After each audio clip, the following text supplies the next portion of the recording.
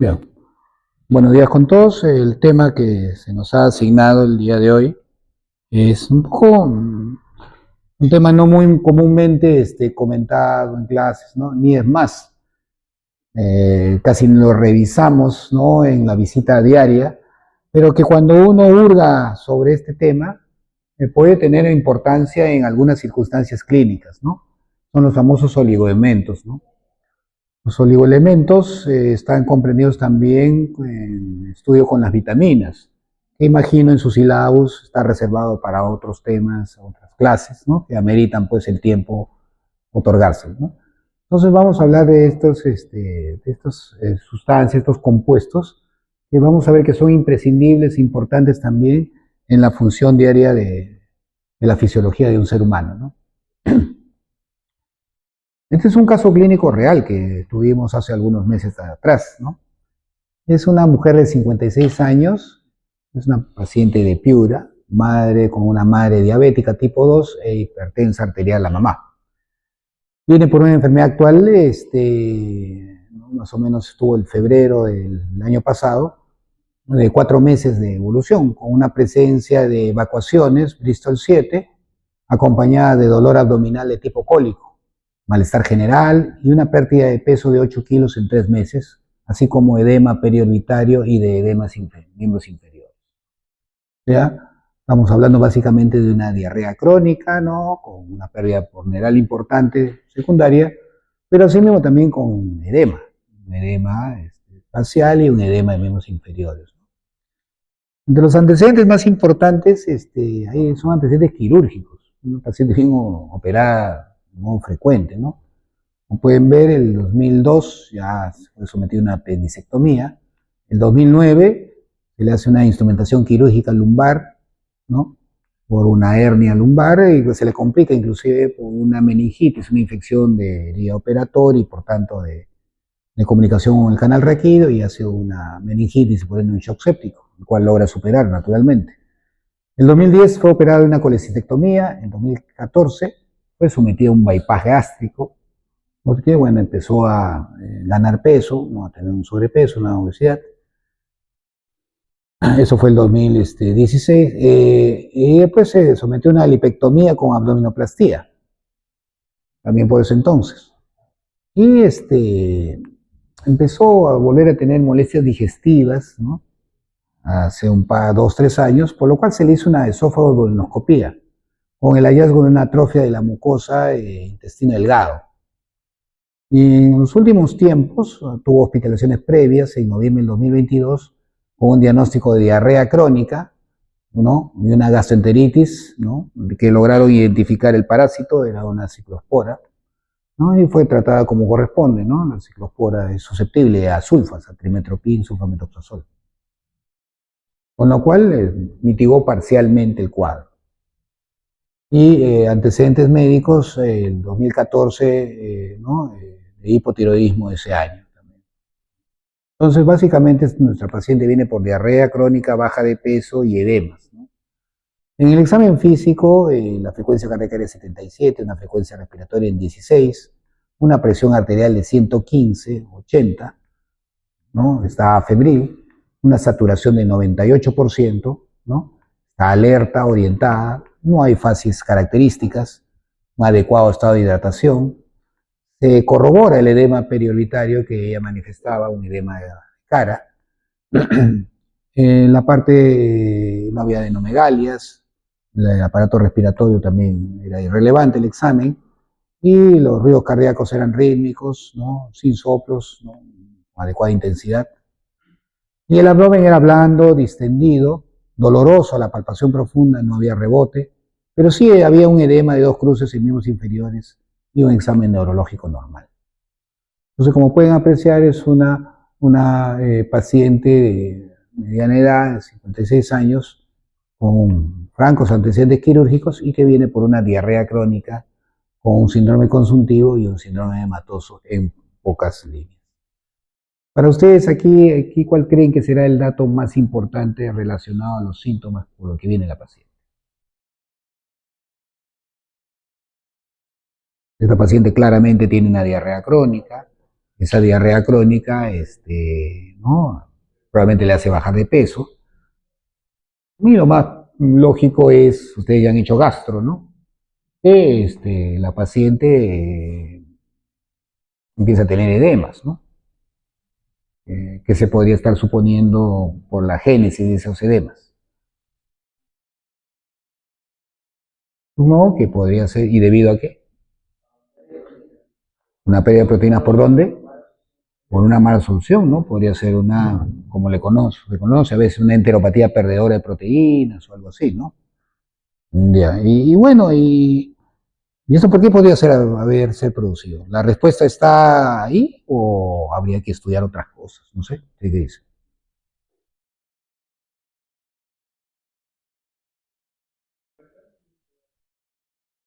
¿Qué tenía que ver el bypass?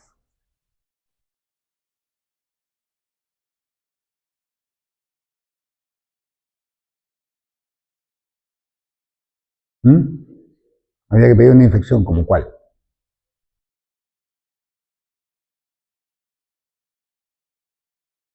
Bueno, si mientras van terminando de, ¿no? tomar poco más cuál sería la etiología, bueno, exámenes de laboratorio, ¿no? Una hemoglobina en 10,4, ¿no? Un volumen corpuscular medio de 101, un poquito grande, ¿no? Los glóbulos rojos. Plaquetas están normales, los leucocitos, hay leucopenia, 2700, ¿no? Neutrófilos y linfocitos en proporción normal. Su glucosa está bien, su nitrógeno ureico también está aceptable, la urea también, creatinina también, ácido úrico también, sodio está bien, el potasio, ¿qué dicen el potasio? ¿Está bien? ¿Cuánto es el nivel normal de potasio? Hasta 3,5, un poquito bajo, ¿no? Alinearía una hipocalemia leve, en todo caso.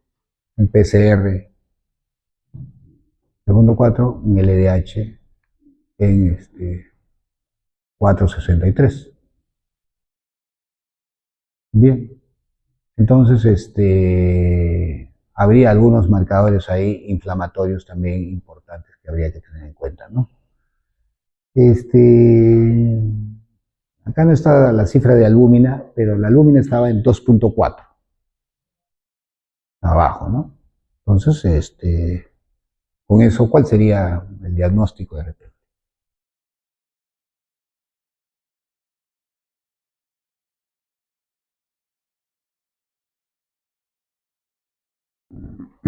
¿Habría relación de este dato, de este dato, de este dato?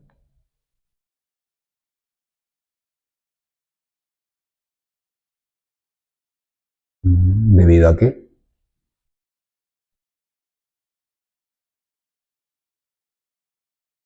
¿Por qué se da la anemia perniciosa?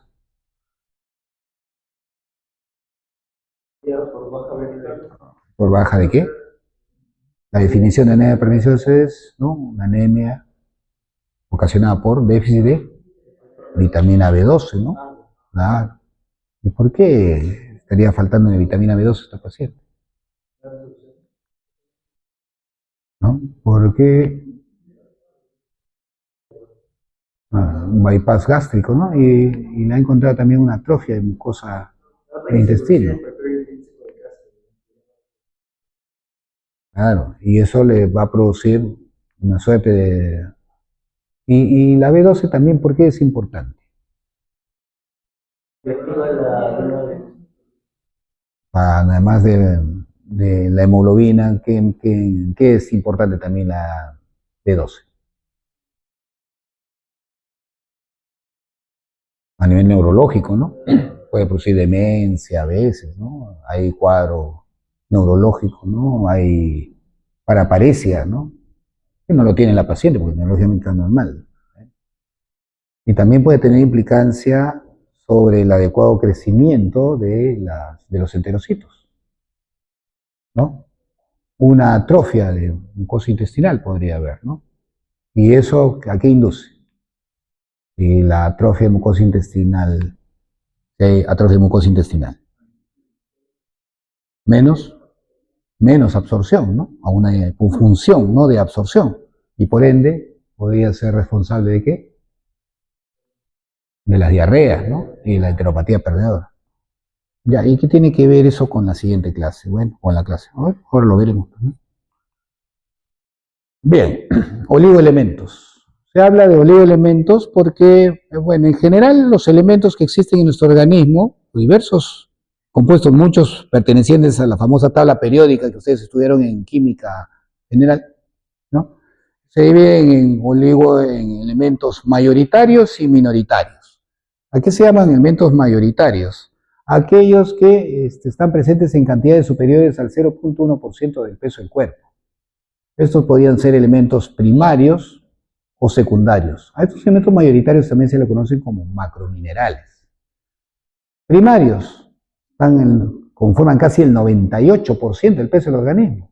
Casi todo nuestro peso está a cargo ¿de qué? De moléculas de oxígeno, de moléculas de carbono, ¿no? Bajo sus diferentes formas, hidrato de carbono, en fin, hidrogeniones, nitrógeno, fósforo, una parte del hueso muchas veces, y a veces azufre. Y elementos secundarios generalmente están como parte de sales minerales o iones. Ahí está el calcio, el sodio, potasio, cloro.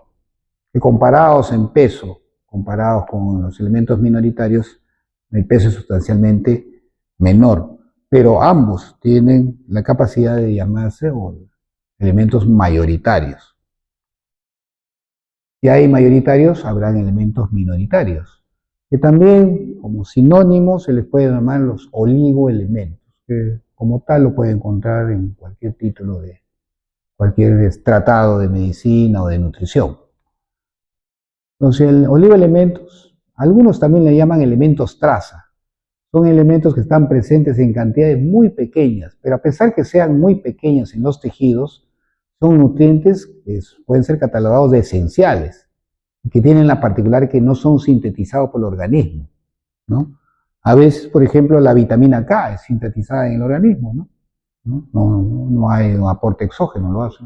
No, pero estos elementos vienen de afuera, obtenidos naturalmente a través de la nutrición. Que tienen otra característica estos oligoelementos. Realizan funciones indispensables para el mantenimiento de la vida, el adecuado crecimiento y reproducción de un ser humano, ¿no?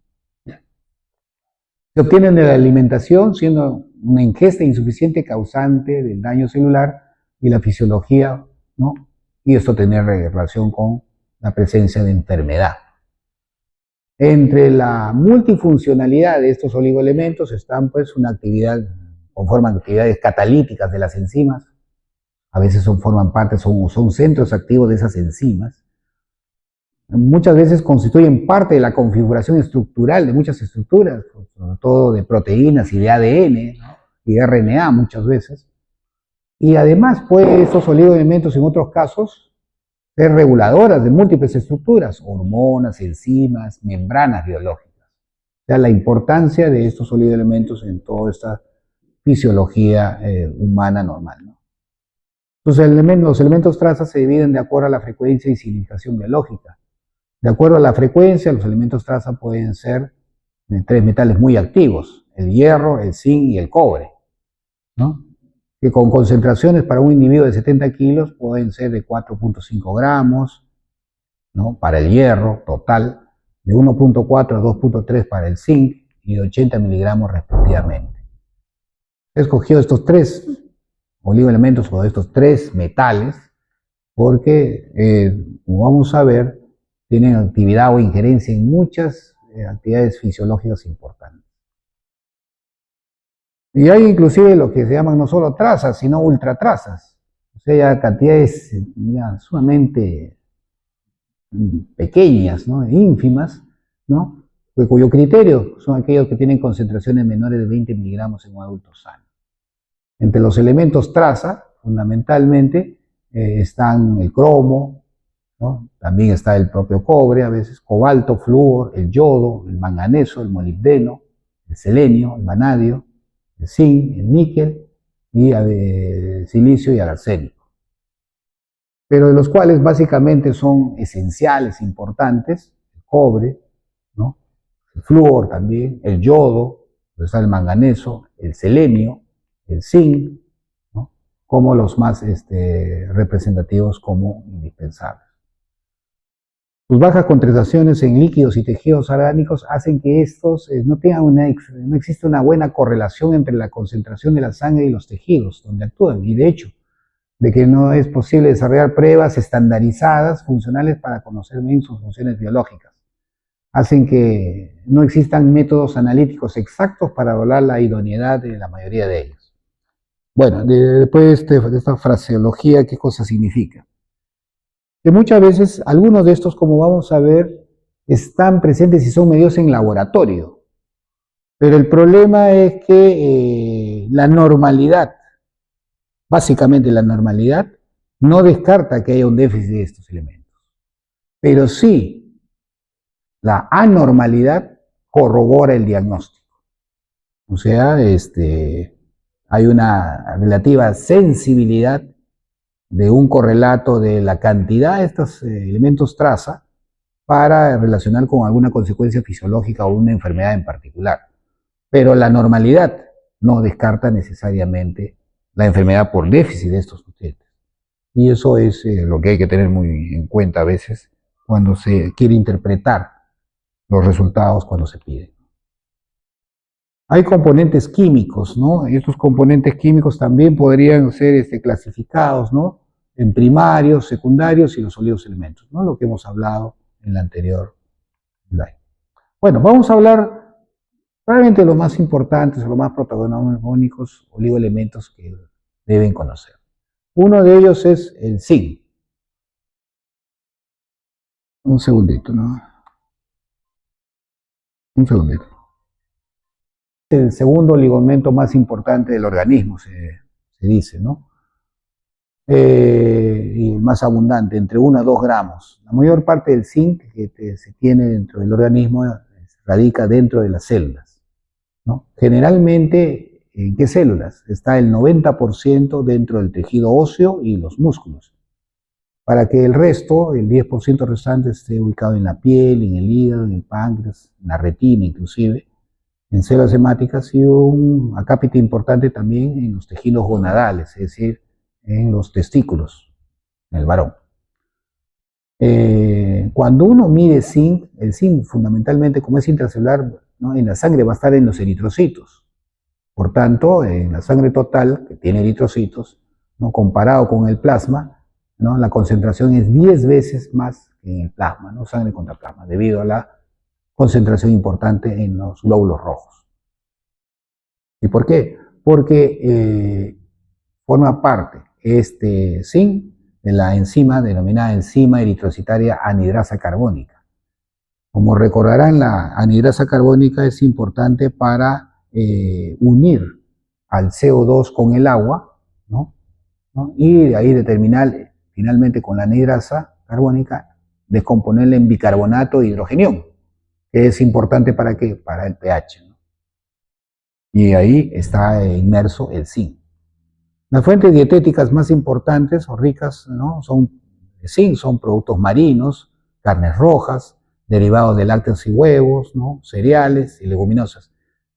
Es parecida a la configuración, a la concentración o el contenido de alimentos del hierro. El hierro también es rico en carnes rojas, en productos de carácter animal, leche, huevos y en los cereales, ¿no? Ahí donde está el hierro. Ahí donde está el hierro también muy parecidamente está el zinc. Bueno, el zinc forma parte de más de 100 enzimas, ¿no? En las cuales estas enzimas ¿no? son protagonistas sobre todo en el metabolismo del ADN y el ARN. ADN polimerasa, ¿no? Ahí está también la ARN polimerasa y la sintetasa del ARN. Entonces, de ahí ustedes colegirán que el zinc es importante, ¿no? En la fase de reproducción o crecimiento de los tejidos, ¿no? Y en la parte sobre todo de las gónadas, que ya se hacía alusión, ¿no? En los varones. De hecho, por ejemplo, en algunos protocolos de tratamiento de esterilidad e infertilidad, es también suplementos de zinc, están incluidos por si acaso, debido a estas propiedades. Bueno, y acá de manera ya extensa, importante, están las funciones fisiológicas en las cuales está relacionado al zinc, ¿no? Funciones cerebrales, neuromodulador importante en la respuesta al estrés, crecimiento e integridad celular, como lo veníamos diciendo, ¿no? Un buen citoprotector, que tiene, al ser citoprotector tiene propiedades antioxidantes, antiapoptóticas, antiinflamatorias, es decir, protege a la célula, un buen protector de célula, ¿no? Favorece la maduración sexual, el metabolismo óseo adecuado, ¿no? La maduración sexual, ¿no? Es importante en la fertilidad y la reproducción, ¿no? También, como hay concentraciones importantes a veces de zinc, tiene que ver mucho con la visión nocturna, ¿no? Los famosos conos y bastones, ¿no? Están ligados también a la importancia del zinc, ¿no? Es un buen agente inmunoregulador, ¿no? De diversas respuestas de inmunidad, ¿no? Enzimas, citoquinas, ¿no? Favorece pues la activación y proliferación de linfocitos en las células linfoides en general. Función cardiorrespiratoria, ¿no? Adecuada en personas sanas, ¿no? A veces algunas preparaciones para atletas, ¿no? Para mejorar un poco su parte hematológica, es decir, que tengan más glóbulos rojos, y al tener más glóbulos rojos aseguran más oxigenación a los tejidos, van con suplementos de zinc en sus preparados, ¿no? También el zinc tendría algún protagonismo o una importancia en regular la presión arterial, y también en el sentido del gusto también tendría importancia. Por eso, por ejemplo, es la base que algunos jarabes estimulantes del apetito, ¿no? También tienen como componente el zinc, porque a veces el apetito está alterado por el gusto, hay una disgeusia. Entonces, pacientes que favorecen de anorexia nervosa pueden necesitar de estos elementos, ¿no? Entonces, bueno, es para redundar ello, pues, ¿no? La participación del procedimiento de crecimiento y la inmunidad y cicatrización. Es un buen agente cicatrizante también el zinc. Hay pomadas tópicas para la cicatrización de heridas que contienen zinc también, ¿no? Por eso que la otra actividad importante que tiene es facilitar la configuración de las moléculas, de muchas moléculas. Lo que llaman en bioquímica, favorecen la entalpía de moléculas, ¿no? Por eso que le llaman a ello los famosos dedos de zinc, que son como una especie de configuración en donde los dedos hechos a base de zinc mantienen el ADN y el ARN en su estructura helicoidal. Y normalmente sean protagonistas pues las moléculas de zinc, por eso llaman los dedos de zinc a estos. Se absorbe en el intestino delgado, sobre todo en el yeyuno. Su absorción es disminuida por otros componentes alimentarios como fitatos, calcio, hierro, cobre. Y los estados carenciales de zinc pueden estar causados por diferentes factores como ingesta insuficiente, que es infrecuente, problemas en la absorción intestinal, pérdida excesiva corporal, ¿no? Corporativamente elevada, así como padecimiento de determinadas enfermedades. En pacientes con nutrición parenteral, es decir, porque han sido operados con grandes resecciones intestinales, en fin, todo ello, y son sometidas a nutrición parenteral, quiere decir que por la vena le dan suplementos importantes de nutrientes, ¿no? Esos pacientes que tienen una nutrición parenteral larga o prolongada, también son pacientes susceptibles de tener deficiencia de zinc, ¿no? O también a pacientes que son sometidos a diálisis crónicas, ¿no?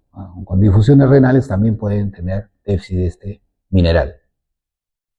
Una manera indirecta para sospechar, ¿no?, de déficit de zinc es pedir fosfatasa alcalina, ¿no? Ustedes han hecho gastro, ¿no?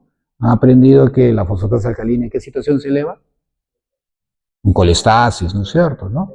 Bueno, ¿no? También cuando hay masas en el hígado, ¿no? Por ejemplo, ¿no? Entonces, o patologías óseas, ¿no? Bueno, ese es cuando está aumentado, pero cuando está disminuido, esa situación no es muy usual, ¿no? Y cuando siempre nos ponen valores, ¿no? Valores, intervalos de cualquier medición que queramos hacer. Si está por debajo del intervalo, ¿no? Es una forma de sospechar de zinc, por si acaso, ¿no? Cuando la fosfatasa alcalina está disminuida. ¿Por qué? Porque la fosfatasa alcalina también utiliza el zinc como un estabilizador importante de dicha enzima. Signos y signos de deficiencia de zinc, ¿no? Evidentemente, sigamos viendo que tiene que ver con desarrollo y el crecimiento, pues va a haber estatura baja, alteraciones esqueléticas, ya hemos dicho, ¿no? La anorexia que causa, ¿no? La disminución del zinc, alteraciones en la madurez sexual y la capacidad reproductiva, ¿no? ¿No? A veces la infertilidad masculina, sobre todo, puede estar relacionada también un poco con cierta baja de zinc. Si actúa en los fenómenos reguladores, pues, ¿no? En función inmunológica, también tiene que ver mucho contra la defensa normal, contra una serie de organismos, ¿no? Porque ayuda a los neutrófilos, ayuda a las células killer, a los macrófagos, a los linfocitos B, a mantener una función adecuada, ¿no?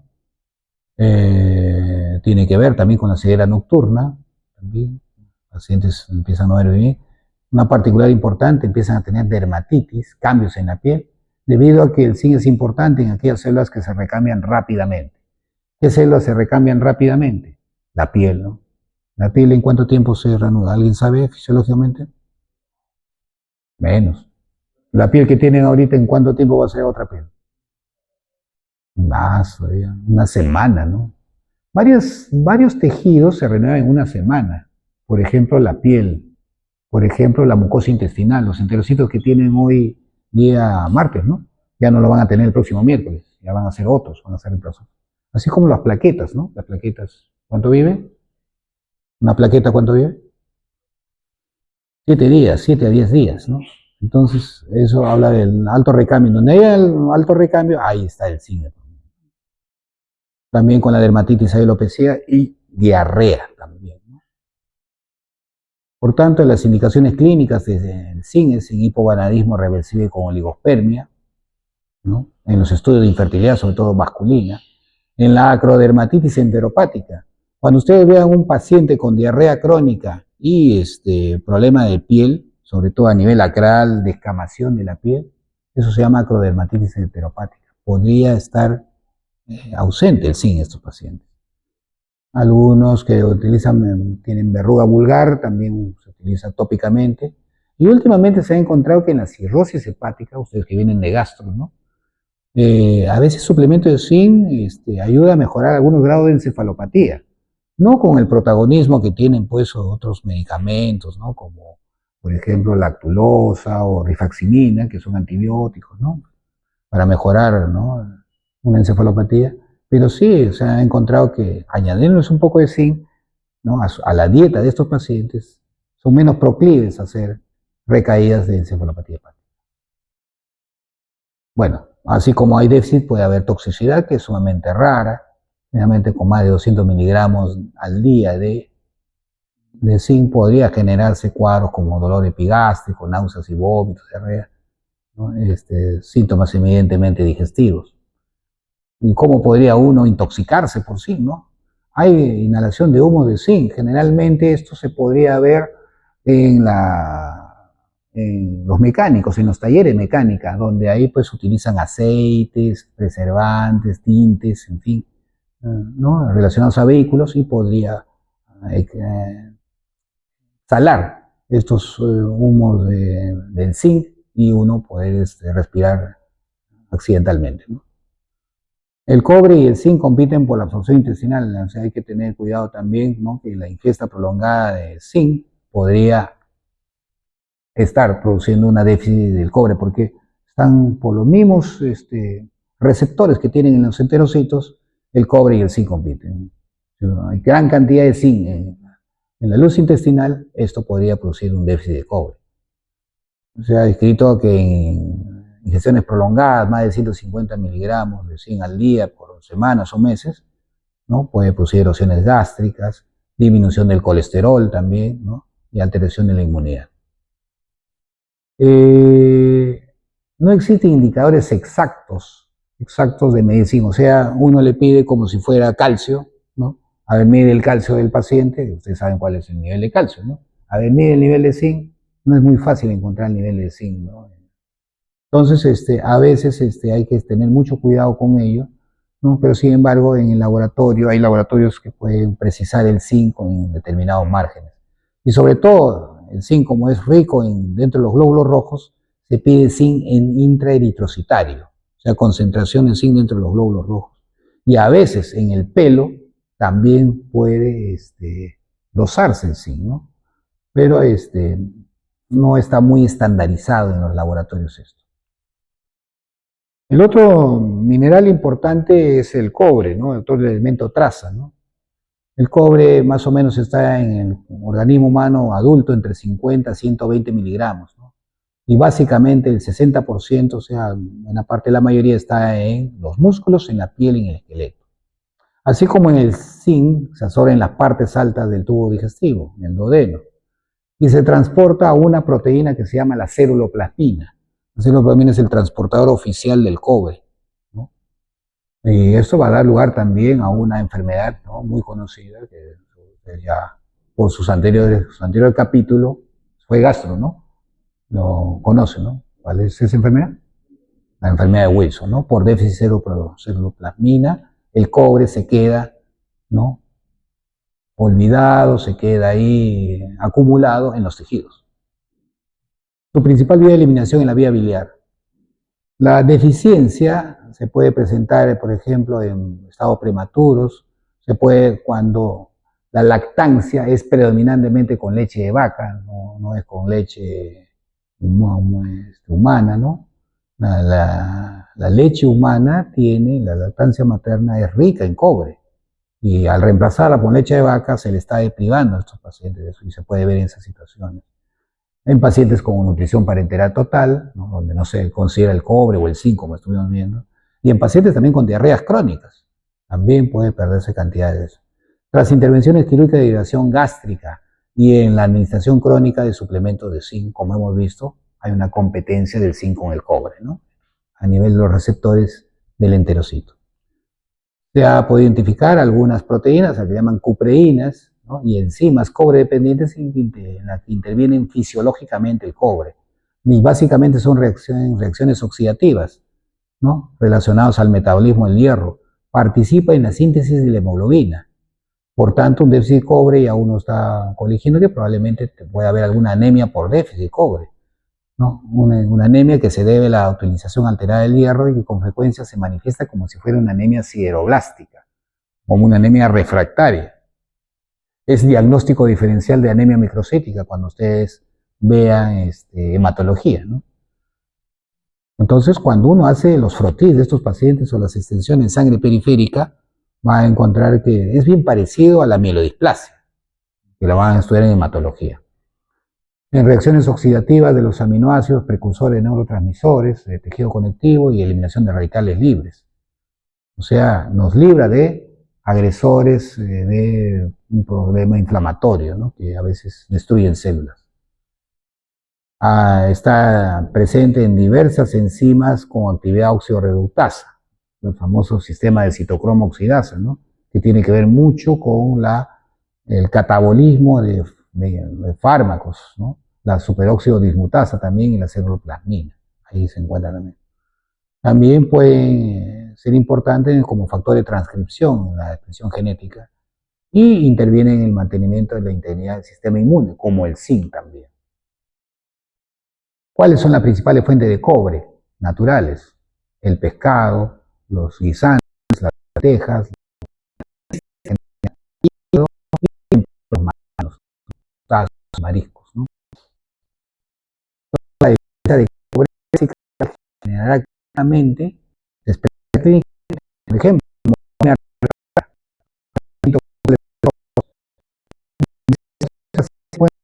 una microtítica hipocalímica. Ya es una anemia por déficit de fierro.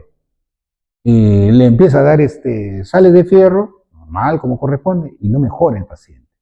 Entonces, debería alertarnos la posibilidad que podría haber un déficit de cobre en estos pacientes. Pues porque el cobre es importante en la movilización del fierro hacia el hígado, y de ahí hasta la médula ósea.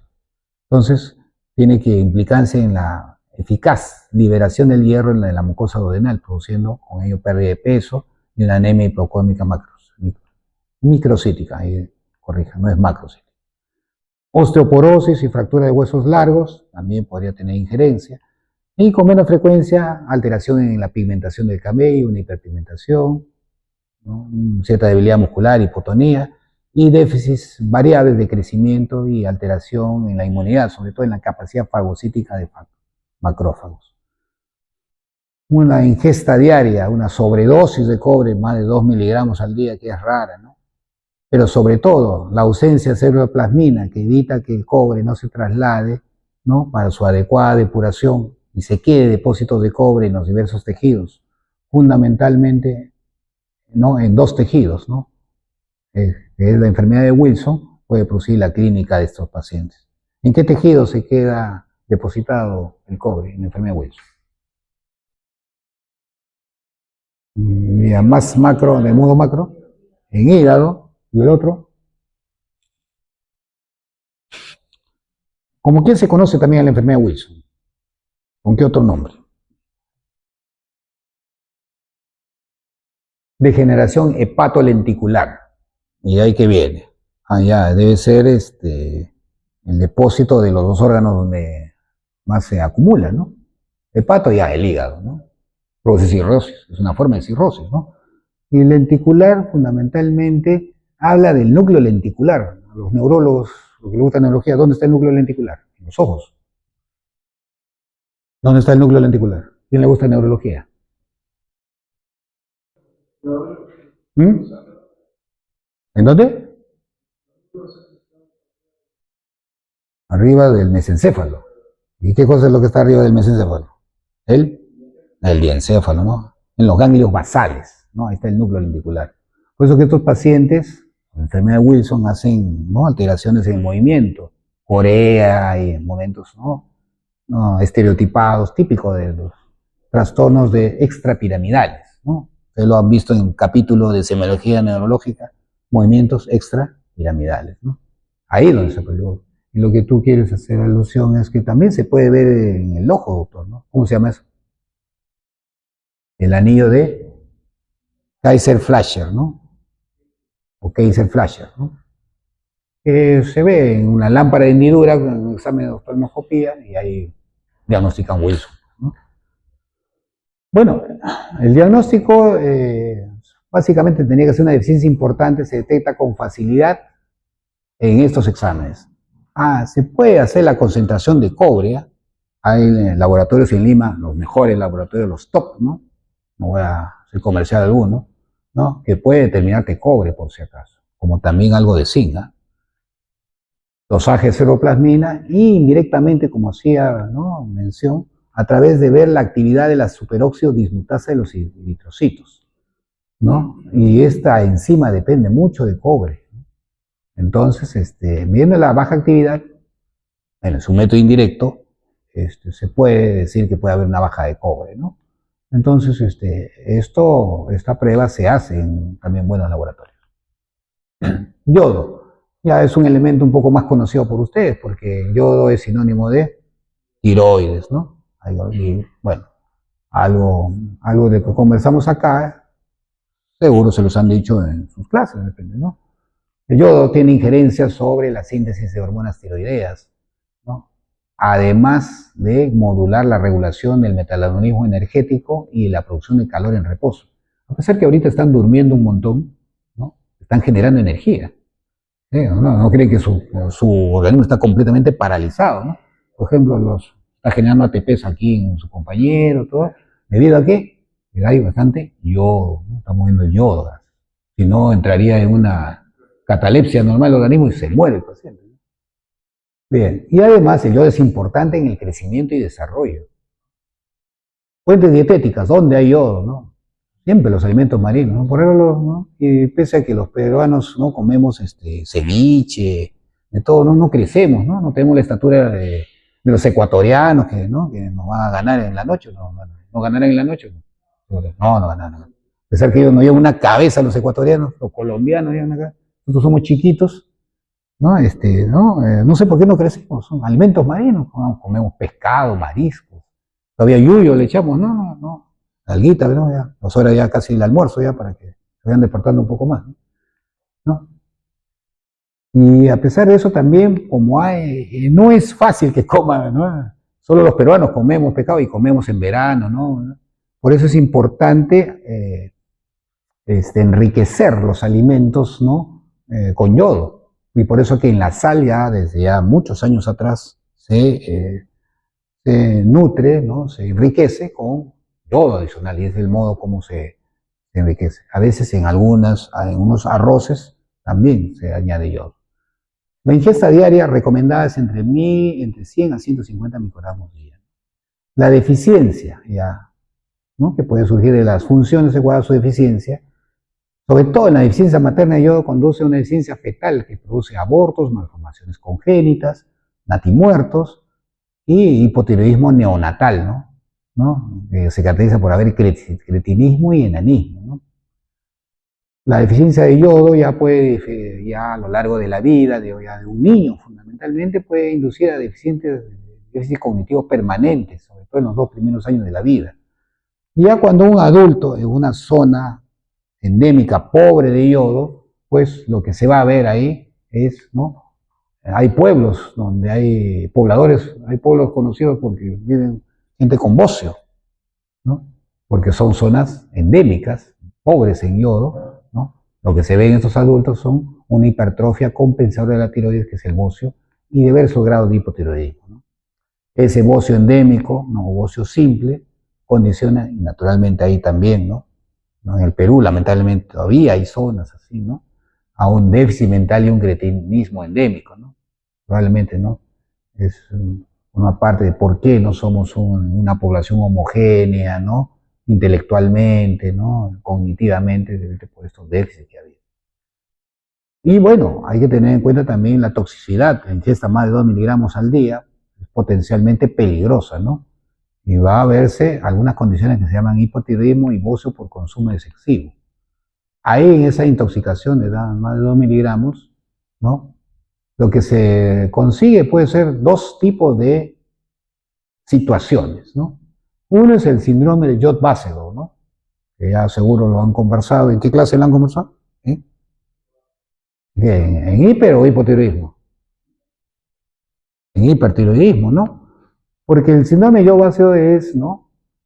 Si el paciente, ¿no? Si existe una deficiencia, alguna enfermedad tiroidea de algún tipo latente o asintomática, pero algún trastorno estructural de la hormona, el darle un suplemento de más de 100 miligramos al día, más de 100 microgramos al día, puede inducir a un hipertiroidismo inducido por yodo, ¿no? Ese es el fenómeno Jod-Basedow, ¿no? En una glándula alterada, pero que puede estar asintomática o pobremente o levemente sintomática, el dar suplemento de yodo puede inducir a un hipertiroidismo, ¿no? ¿Y dónde se puede dar más yodo de la cuenta? En un examen radiológico contrastado con yodo, ¿no? Los famosos exámenes, ¿no? Por ejemplo, tomografías en donde se da, ¿no? Con contraste con yodo. Pues. Otro medicamento que ahí, ¿no? ¿no? Caletamente puede, ¿no? Meter un poco de yodo ahí en su estructura es la amiodarona, ¿no? ¿En dónde utilizan ustedes amiodarona? ¿En dónde? No me he escuchado bien. ¿En qué? Fibrilación, no es un antiarrítmico, ¿no? ¿De qué tipo? ¿Ah? ¿Qué tipo de antiarrítmico es la amiodarona? ¿Calcio antagonista? Un poco difícil, ¿no? Sodio, calcio y potasio, ¿no? Es probablemente de los más complejos antiarrítmicos que hay, ¿no? Un calcio antagonista es, por ejemplo, verapamil o, ¿no? Niltiazem, nifedipino, ¿no? ¿no? Pero la amiodarona tiene en su estructura yodo. Y ojo, pues los pacientes que están siendo tratados por cardiopatías, por fibrilación auricular crónicamente y todo ello, pueden tener problemas con la tiroides, o para arriba o para abajo, como vamos a ver. Para arriba, o el síndrome de Jod-Basedow. Algunas soluciones antisépticas, ¿no? Por ejemplo, tienen a veces lo que se llama el yodopovidona. A veces hay unas heridas, ¿no? Que entonces uno pues, le echo yodo, es una herida abierta, todavía la refrían bien, la limpian bien, ¿no? Y ahí están metiendo yodo a la circulación, hay que tener cuidado también. Se han documentado casos, ¿no? Algunos suplementos vitamínicos, en fin. Entonces, ese es el Jod-Basedow. Y otro es el efecto Wolff-Chaikoff. ¿Alguien sabe qué es el efecto Wolff-Chaikoff? Bueno, esto se supone que al administrar yodo exógeno en cantidades un poco por encima, a diferencia del anterior, en un paciente eutiroideo, que no hay problema, se produce un bloqueo agudo compensatorio de la síntesis de la hormona tiroidea, lo cual disminuye la TSH. Es el principio, ¿ya hicieron clase de hipertiroidismo, de tormenta tiroidea? ¿Sí? ¿Ya hicieron clase? Ya. En la afirmación, ¿no? En la tormenta tiroidea se administra suplementos yodados o Lugol. ¿Verdadero o falso?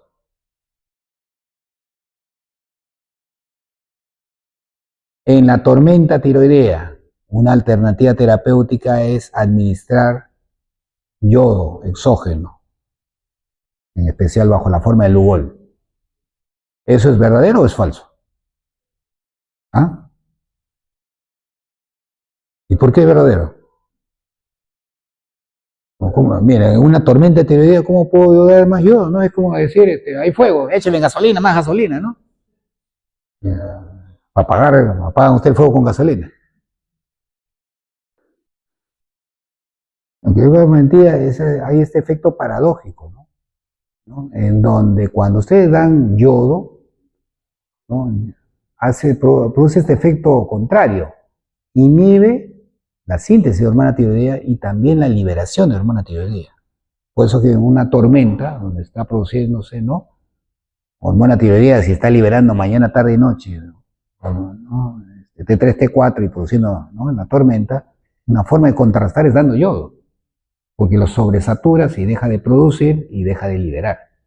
Esa es la idea. Pero obviamente, ustedes tienen que dar esto dando un antitiroideo, ¿no? Como ejemplo, metamizol, propiltiuracilo, ¿no? Previamente, no den nunca, ¿no?, yodo, ¿no?, si no dan un antitiroideo, porque ahí sí es verdaderamente gasolina al fuego, ¿no? Tienen que asegurarse, tienen su colchoncito antitiroideo y de... Ese es el efecto Wolff-Chaikoff, ¿no? Pero en unas situaciones no de tormenta, sino en un paciente eutiroideo, ustedes al dar, ¿no?, administrar la misma circunstancia que el yodo base, ¿no?, sustancia contrastada, miodarona, todo eso, va a producir un efecto contrario. No va a ser hipertiroidismo por yodo base, sino va a ser hipotiroidismo por Wolff-Chaikoff, ¿no? Y por eso que cuando ustedes ven la miodarona, si terminaron de estudiarla bien, entre sus efectos adversos, ¿no?, produce efectos tiroideos, hipertiroidismo o hipotiroidismo. Puede producir las dos cosas, cualquiera de los dos, bajo este fundamento. Bueno, el carácter epidemiológico es importante, ver en las poblaciones el estado de yodo en una población y se puede calcular con la famosa fórmula de la prevalencia del bocio de dicha zona, ¿no? Y la excreción urinaria de yodo, ¿no?, porque la única forma de determinar si hay más yodo de la cuenta no es midiendo el yodo en la sangre, sino es midiendo la excreción del yodo en la orina, y eso se pide con excreción urinaria de yodo. Es el método analítico efectivo más importante para valorar, ¿no?, su cantidad, ¿no? También de modo indirecto la concentración de TSH es importante. También está el selenio, también otro mineral importante, no muy, del cual muy poco se habla, también como los anteriores forma parte de enzimas antioxidantes, particularmente la glutatión peroxidasa y la superóxido dismutasa, importantes sobre todo en las famosas acciones inflamatorias y apoptóticas que hay en la célula, ¿no? Se regula también en alguna medida, no como el yodo, pero regula también la función tiroidea, sobre todo en la conversión periférica de T4 a T3. ¿Qué pasa cuando se convierte de T4 a T3? Claro, ¿no? Se supone que la T3 es más activa que la T4, ¿no? Entonces, favorece entonces la actividad metabólica del yodo también, ¿no? Uniéndose a estas 5 de iodasas, que son las enzimas que convierten periféricamente de 4 a T3. Contrarresta metales pesados contaminados, tiene efecto también protector oxidativo y radicales libres. Selenio se le asocia mucho a la vitamina E como efecto protector antioxidativo, y también se le habla por la ende de un cierto efecto cardioprotector y protector endotelio vascular. En las fuentes básicamente dietéticas, alimentos proteicos como otra vez pescado, carnes, vísceras, legumbres, Miren lo importante que son las legumbres, ¿no? Además de la carne, ¿no? En la parte vegetal las legumbres son muy ricos, ¿eh? Y también frutos secos y cereales. Tiene una gran absorción intestinal, 50 al 100%, ¿no? Y bueno, hay formas orgánicas como la selenocisteína y selenomelatonina, que es donde se guarda estas fuentes de selenio en el organismo. Y como ya hemos mencionado, la excreción en la orina es la más importante de la vía principal, ¿no? Acá está la ingesta diaria, ¿no? Debe tenerse en cuenta. Su déficit, el déficit del selenio, es infrecuente, pero a veces se pueden ver en determinadas poblaciones, sobre todo en algunas poblaciones de la China y alrededores. Le llaman la enfermedad de Keshan. Es una forma de cardiomiopatía endémica. Estos pacientes, al ser una cardiomiopatía endémica, estamos hablando de pacientes con insuficiencia cardíaca de una población. Se imaginan pobladores de unos, ¿no? Lugareños de un sitio, de un pueblo, todos con insuficiencia cardíaca, ¿no? Algo raro habrá, ¿no? Y ahí cuando hicieron estos estudios encontraron que lo que le faltaba era selenio, particularmente. Y parece tener una etiología, ¿no? Una explicación muy compleja que tiene que ver con la raza, ¿no? Con la raza y genes, precisamente, implicados con el selenio, ¿no? Hay otra también, la enfermedad de Cushing-Beck, ¿no? Que es una osteoartropatía endémica, y se nota particularmente déficit selenio en pacientes con nutrición parenteral total y alcohólicos, ¿no? Bueno, el otro efecto, la toxicidad, ¿no? Hiperselenismo, si cabe el término, puede ser manifestado con náuseas, diarreas, alteración de estado mental, neuropatía periférica, problemas en el pelo y las uñas, ¿no? Se observaron en adultos que consumieron inadvertidamente por encima de entre 27 a 2.400 miligramos, más o menos 400 miligramos como promedio. ¿Cómo se le valora el selenio? Básicamente no con la concentración, porque no ayuda, como hemos dicho ya en la parte inicial, ¿no? De estos oligoelementos, sino de modo indirecto, bajo la acción de la glutatión peroxidasa eritrocítica, que también se puede medir en laboratorio, pero miren, en condiciones condiciones o opciones diagnósticas muy rebuscadas, ¿no? Como esta situación. Bueno, y finalmente también podemos hablar del litio brevemente, ¿no? ¿El litio en qué es importante? ¿En dónde? ¿En dónde? Tratamientos depresivos, muy bien. ¿Y en qué más también es importante el litio? Está en el capítulo. ¿En qué tipo de hipertiroidismo? ¿O en qué situación? Es más que no responde, son aquellos pacientes que muestran hipersensibilidad a los antitiroideos, ¿no? ¿No? ¿Y cuál es la manifestación clínica más peligrosa de los antitiroideos? La granulocitosis, ¿no? No por metimazol, por tapazol. Tapazol es el nombre comercial, ¿no? Granulocitosis por metimazol. ¿Por metamizol o metimazol? No confundan con metamizol, ¿no? ¿Para qué es la metamizol? ¿Para qué es? ¿Hola? Para la fiebre, pues, ¿no? Bien, bueno, el litio tiene algún lugar en la medicina, ¿no? Y es más, se puede medir litio también, ¿no? En laboratorios, pacientes que toman psiquiátricos litio. ¿Para qué tipo de pacientes psiquiátricos? Fundamentalmente. ¿Ya han hecho psiquiatría? Ah, ya. Bueno, básicamente para los bipolares, ¿no? Pero también pues para los toxos, fronterizos. El litio tiene un efecto a nivel del sistema nervioso central, inhibe la glucógeno sintetasa provocando la disminución de la proteína tau, ¿no? Neuroprotector. ¿Alguien sabe por curiosidad científica qué es la proteína tau y cuál es su principal implicancia? ¿En qué? Claro, en demencias como el Alzheimer, ¿no? Una de las no, de las tantas explicaciones o efectos que se ven es que se empiezan a formar estas proteínas, tau, en los pacientes de demencia, ¿no? Entonces, además de los famosos cuerpos amiloides y una serie de cosas, ¿no? Entonces, bueno, se ha demostrado que el litio disminuye la proteína tau, bueno, y eso indirectamente daría una calidad de neuroprotector, ¿no? Ahora, el litio no se da en demencia, por si acaso. No todo lo que parece obvio, de esto deduzco, no está en el arsenal terapéutico. Bueno, el litio también tiene un efecto termopoyético, ya lo hemos visto indirectamente porque tiene que ver en el hipertiroidismo, ¿no? Puede bajar la temperatura, ¿no? Es un antagonista, es un antitiroideo. Entonces, hay que tener en cuenta. También sobre la acción del metabolismo del ácido fólico, la vitamina B2, el DNA, bloquea la liberación de tiroxina por la hormona de estimulación de la tiroides.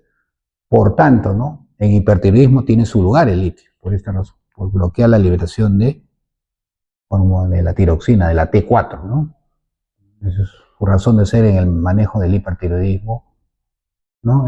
Que es no manejado por antitiroideos no convencionales, ¿no? Principales fuentes dietéticas: cereales, agua potable, huevo, leche, carne, queso.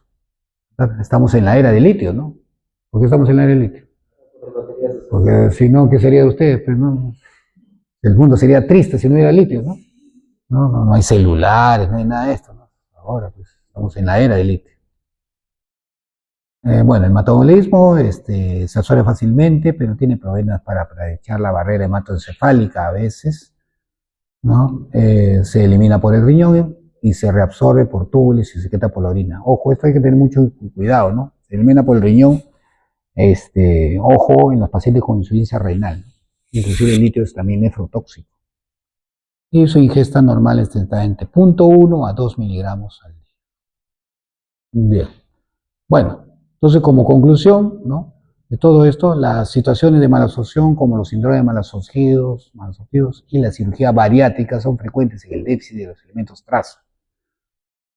La suplementación de elementos traza es importante considerar que en los complejos multivitamínicos que aportan cantidades inferiores a las ingestas diarias recomendadas. Estos elementos traza están metidos en todos los multivitamínicos, pero ¿eso ayuda a que mejore esto? No. Los complejos multivitamínicos generalmente tienen que dar, ¿no?, en pacientes que vengan, ¿no?, digamos, enfermedades, ¿no?, convalecientes de enfermedades crónicas, ¿no? En la tercera edad quizás también, ¿no? Bueno, los niños, los pediatras manejan muy bien, ¿no?, su parte. Pero un adulto normal que come normalmente y no tiene ningún problema, por si acaso me tomo mis suplementos, bueno, si se siente tranquilo con eso, bien, pero no le va a ayudar mucho en mejorar, ¿no? Porque en una alimentación variada, sobre todo como la peruana, ¿no?, están todos estos elementos presentes, ¿no? Bueno, solo hay preparados de hierro, selenio, zinc, cobre y yodo, hemos comenzado, y los déficits son situaciones difíciles de diagnosticar, con la determinación en laboratorio habituales, pero con importantes repercusiones clínicas. Entonces, por tanto, hay que empezar a sospecharlos en algunas situaciones en donde el diagnóstico no está muy claro, ¿no? Entonces, pues, de repente puede hacer esto, puede hacer ¿no?, la situación clínica, si con los exámenes auxiliares no se llega a ningún resultado. Y lamentablemente, ya cuando esos cuadros flagrantes que hemos hablado un poco, ¿no?, de la clínica de los déficits, fundamentalmente de estos oligoelementos, se realiza cuando inclusive la patología ya está avanzada, ¿no? Es bien difícil determinar subclínicamente con elementos disminuidos un diagnóstico. Lamentablemente esto se diagnostica avanzadamente. Bueno, y empezando con lo que hablamos, ¿no?, del cuadro clínico, el paciente ¿qué creen que haya pasado con ese paciente? ¿Por qué les presenté ese cuadro? Bueno, y porque este paciente, pues, ¿no? Ustedes han tenido un seminario ¿no?, en gastro, de diarrea crónica, todas las causas, le hicimos todo. Y bueno, cirugía bariátrica, a ver, hay que pedirle cobre y zinc, y vino bajo el cobre y el zinc. ¿Sí? En el elemento indirecto, el cobre, ¿no?, con la anhidrasa eritrocitaria, oxidasa había venido disminuida, y el cobre y el zinc sí pudimos dosarlo disminuido. Le empezamos a dar suplementos y el paciente paró la diarrea y empezó a ganar peso. O sea, Ustedes, bueno, son médicos ya, van a ser médicos. De repente de un corto boom que hubo, y creo que va a morir por lo que están ahorita estudiando en el capítulo, ¿no? El famoso tratamiento de la obesidad, ¿no? Tratamiento quirúrgico de la obesidad. Al menos la década pasada, ¿no? Un montón de cirujanos hicieron plata, ¿no? No, en fin, se compraron autos del año y todo eso con cirugía bariátrica, ¿no? De repente a alguno ya le está interesando eso, yo voy a ser cirujano y yo me muero por llegar a cirugía y, ¿no? Y ver todo eso. Pero la cirugía bariátrica no es una cirugía sencilla. No solo es hacer una manga, un bypass, qué sé yo, sino, ¿no? Puede haber consecuencias de déficit de oligoelementos, ¿no? Y justo pues, ¿no? Rompieron la cabeza, en fin, ¿no? Descartamos TB, descartamos enfermedades autoinmunes, todo. No puede ser puesto obvio y se demostró. Se le dio lo que faltaba de oligoelementos y se empezó a regular el aparato digestivo de este paciente. O sea que sí tienen alguna implicancia en esta población. En alcohólicos también hay que tener en cuenta, ¿no? Pero sobre todo hablo de la, ¿no?, población obesa que se somete a estos procedimientos quirúrgicos. Bueno, ustedes están en la década, ¿no?, de que la obesidad ya no solamente se trata o va a dejar de ser tratada con cirugía, sino con qué. Ya para terminar, ¿con qué? ¿Con qué va a ser tratada la obesidad? ¿Ah? Cambiar estilo de vida. ¿La ve? Anti-GLP-1, ¿no? Así es, ¿no? A los análogos de incretina, ¿no? Inclusive ya hasta la gente ya tiene el nombre comercial. ¿Cómo puedo conseguir semaglutide, ¿no? ¿No? Tirsetapida. ¿Cómo puedo conseguir eso, no? Lo puedo conseguir, me pueden dar una recetita para mandarlo a pedir, todo, porque los estudios, ¿no?, revelan una bajada importante de peso. Evidentemente son terapias que se administran subcutáneamente en meses, semanas, meses. Bueno, recién se está viendo, de por vida hay que recetarlo porque el rebote es tremendo. Pues parece que cuando dejas de aplicarte esas hormonas, ¡pum!, otra vez. Eso sí, si no ha cambiado el estilo de vida, ¿no?